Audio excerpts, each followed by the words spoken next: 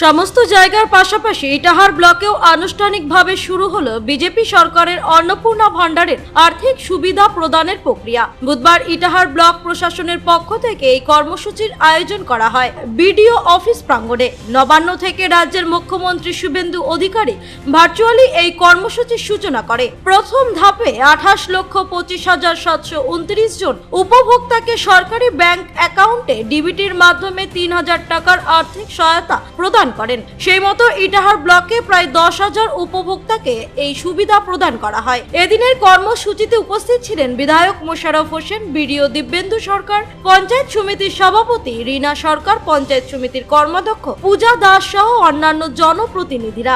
ইটাহার ব্লকের প্রায় শতাধিক উপভোক্তার হাতে অনুষ্ঠান মঞ্চ থেকে অন্নপূর্ণা ভান্ডারের সরকারি শংসাপত্র তুলে দেন বিডিও সহ উপস্থিত জনপ্রতিনিধিরা। আজকে আমাদের সরকারিভাবে আমাদের মুখ্যমন্ত্রী মাননীয় শুভেন্দু অধিকারী আমাদের অন্নপূর্ণা ভান্ডার, যেটা আগে লক্ষ্মীর ভান্ডার ছিল, সেটাই পরিবর্তে আমাদের অন্নপূর্ণা ভান্ডার হয়েছে, সেটারই আজকে শুভ সূচনা করলেন। এবং যারা আগে ফর্ম ফিল আপ করেছেন প্রায় 28,000-এরও অধিক বেশি আছে, যেগুলো ফর্ম ফিল আপ হয়ে গেছে, তারা আজকে থেকে তাদের অ্যাকাউন্টে টাকা ঢুকবে।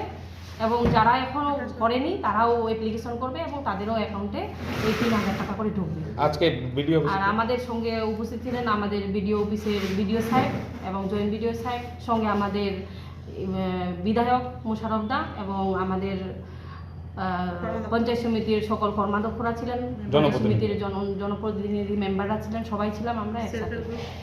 হ্যাঁ, আজকে আমরা ইটাহারের যারা উপভোক্তা আছে তাদের হাতে আমরা শংসাপত্র তুলে দিলাম। প্রথম ধাপে কত 28,25,000-এরও বেশি উপভোক্তাকে প্রথম ধাপে আজকে দেওয়া হলো। ইটাহার থেকে দিবাকর মজুমদারের রিপোর্ট, কুলিক নিউজ।